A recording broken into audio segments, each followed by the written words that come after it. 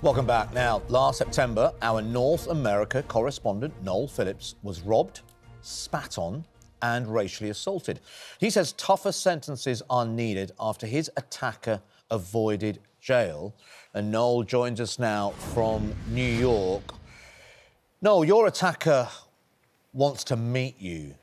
I mean, I don't know how you feel about that right now after what you've been through. What are you thinking? Could you sit in front of this young man who called you the N-word, spat in your face and robbed you of your necklace?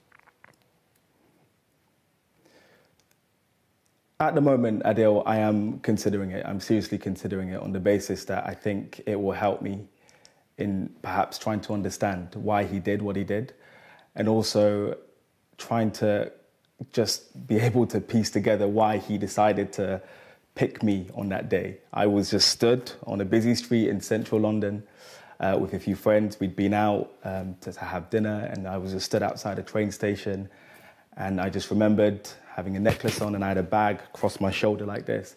I remember not just my necklace, but my bag and my necklace both feeling, you know, gradually getting tighter and tighter around my neck. And little did I realize that this 17-year-old was behind me trying to, you know, grab my bag and my necklace. He managed to get off with the necklace, and I chased him around for a minute and a half around the streets of central London. I look back at it and I think maybe that wasn't a very sensible thing to do, but a part of me just reacted, and that reaction was to go after him. So I feel like I need to sit with him and to go over and to get him to understand exactly what he did. And also, this escalated from just a petty, you know, robbery. This escalated from him grabbing a necklace from my neck to him spitting in my face. And that was the most painful, the most hurtful, the most difficult thing for me to deal with. You say a petty offence, and of course, compared with, I think, the emotions you must have felt about what followed, seem it, but it was still a robbery, taking something off your body that was devastating enough, wasn't it? When did the racial abuse and the spitting in face come? Did that come as part of you chasing him? Or do you think in some way there was I guess this is what you need to understand, there was a racial element to even the fact you were targeted? So before I left London, and when it happened back in September, the police kindly showed me the CCTV, and the CCTV showed me just standing on the street, and within 4 to 5 seconds, he comes and just grabs the necklace from my neck. And as I said, it then shows me chasing him. You know, I managed to catch him. He tripped on the floor, and there just happened to be a police van driving along on that very street. Those officers realized what was happening, jumped from their vans and ran over, and instantly, you know, took control of the situation, put him in handcuffs.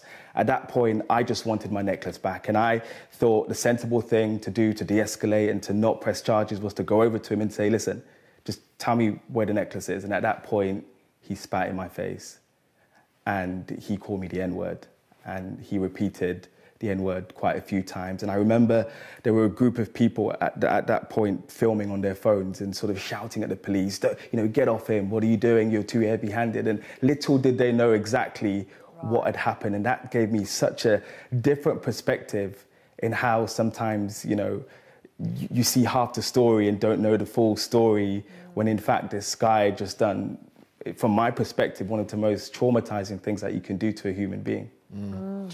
So the judge found him guilty. He has been found guilty of robbery and racially aggravated assault.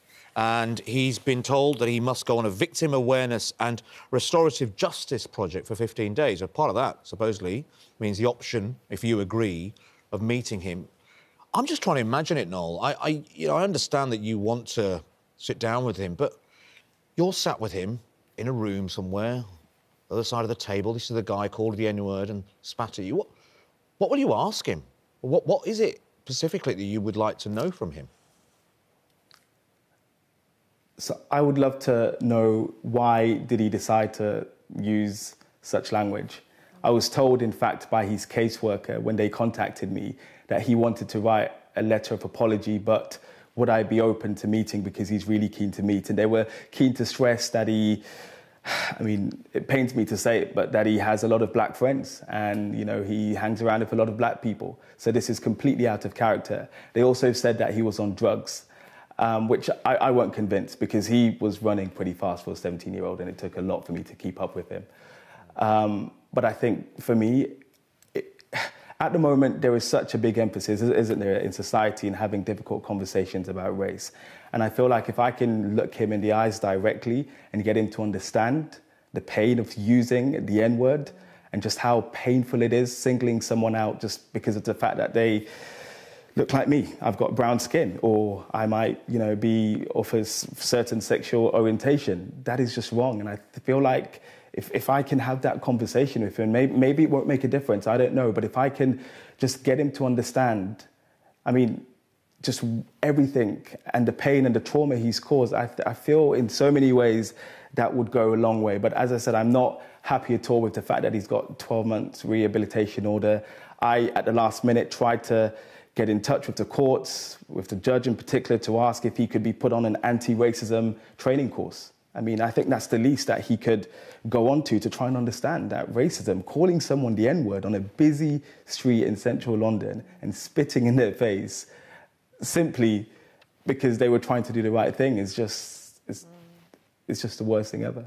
Well, it's very brave of you to speak up. I'm sure you're still feeling emotional and trying to process everything that you've been through, so it's very brave to be considering taking on meeting him. And your reasons, I think, will give a great perspective, won't they? And it's interesting you say the perspective it gave you on the way the police were handling it as well. Thank you, Noel. Thank you very much indeed for talking to us this morning. Thanks, Noel.